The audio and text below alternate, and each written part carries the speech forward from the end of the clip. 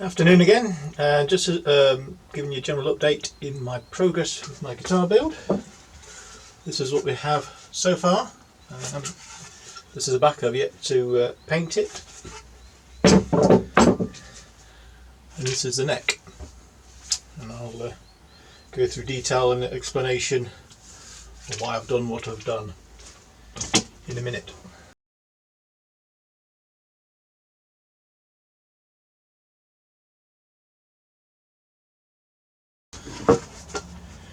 Right,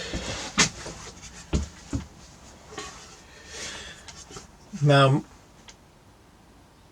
my approach to this guitar build obviously differs from probably quite a lot of other people, but that's due to a number of restrictions and limitations that I had.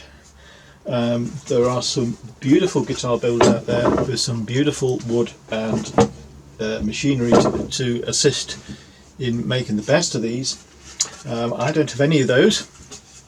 I just worked with some cut off oak, and as a result all the different oaks are different colours, and if I just left this plain cover, it would look quite odd. Even with staining, it would sort of look very conspicuous and not particularly pretty.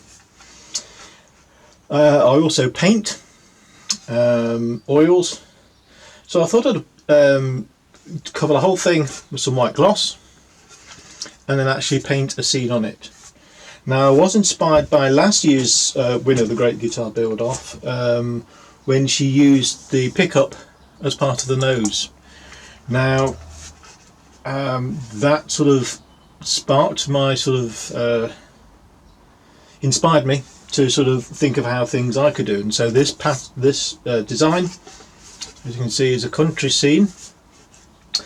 These, when I finish painting, will be walls, and the actual guitar pickups will be the posts for the gate that you would drive through in your tractor. And these are the tractor tracks, but like I said, I've still got to paint it. And that consequently covers up an awful lot of sins with regard to the quality of the wood that I've used. And you can sort of see the conspicuous thing at the back. So the pickups are going to be there. I'm going to paint all this in a green. I'm also going to use a Perspex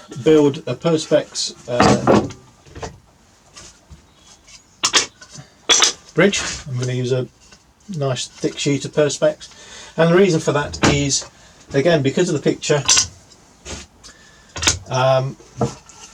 I didn't want it sort of too much of it to be lost and detracted from with sort of, a large metal bridge.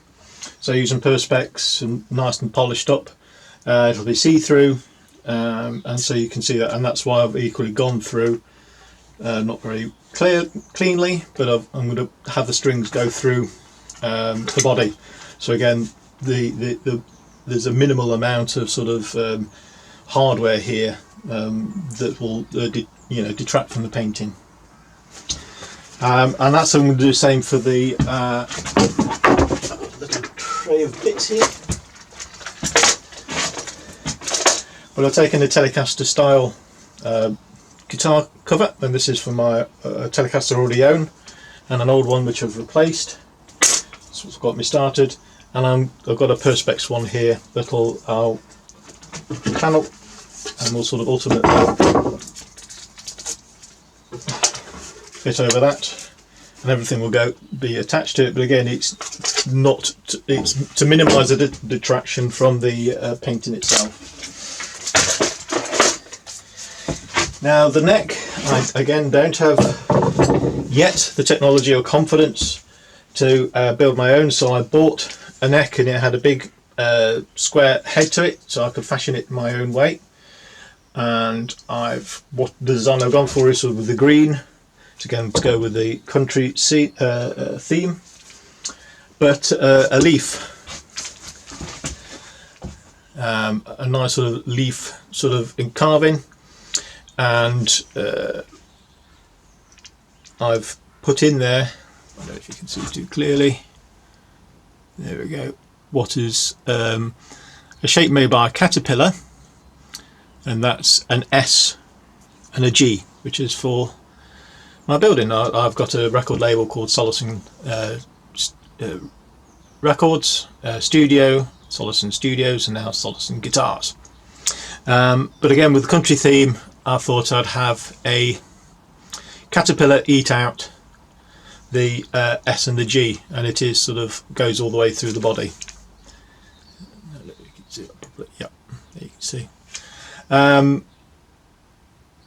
Probably done the head a little bit too narrow, but I just wanted ultimately for the strings to be sort of in line as much as possible. And I know there's ways of doing that with sort of straight heads, but that didn't look right with the sort of the theme of the rest of it, which has gone for the leaf. I'll probably do it slightly differently next time and take a bit more consideration, but it does work. And like I said, once I finish the painting, then I'll attach it. I used a blue and a yellow tint stains and sort of polished it all up, and I've done the same with and prepped all and leveled and polished all the frets as well. So the fret, and when I've got the rest of the body done and sort of the bridge building, then I'll attach the nut at the top and sort of get it all leveled up properly. But this is how it's going to kind of look together, that way around.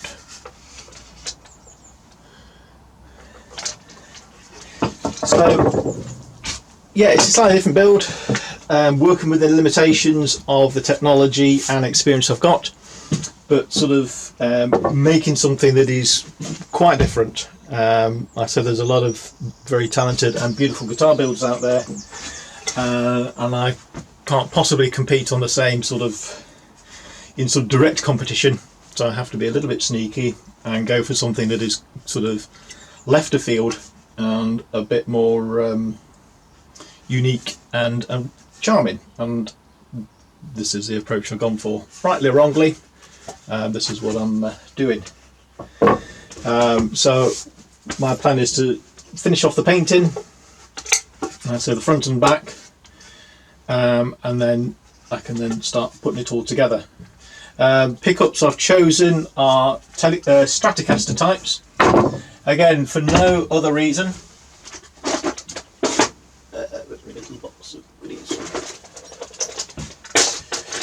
than those are the thin type. Most of the other types you appreciate are sort of a little bit too fat and wouldn't look very much like a post, a gate post. So these will just sort of drop in there and all get wired up. So I'm going to have a five-way switch. I've got one on my Telecaster at the moment. I love it, particularly when you get the out of phase wiring done correctly and switching, and I think this will just sound sensational as a guitar and certainly look it. So like I said, the next job is to get the painting done, and when I've done that, then I can start building the bridge. I've got some ideas on what I'm doing with it and how I'm going to do it. I can't seem to find much thicker perspex than this 10mm, so what I'm going to have to do is cut two of these to get a bit of depth.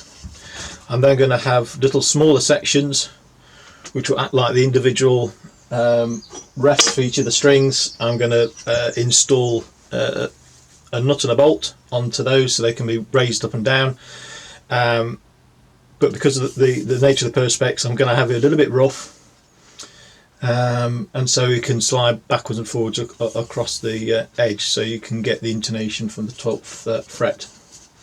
So it's a little bit crude, but a little bit sophisticated, and I'm being an interesting challenge to get this sort of perspex to look to make it all look right in the end. But that's the current ambition and projection, like I said, just to minimise the amount of metalwork on the front, so that it doesn't detract too much from the overall effect that I'm trying to achieve. Thank you very much for paying attention.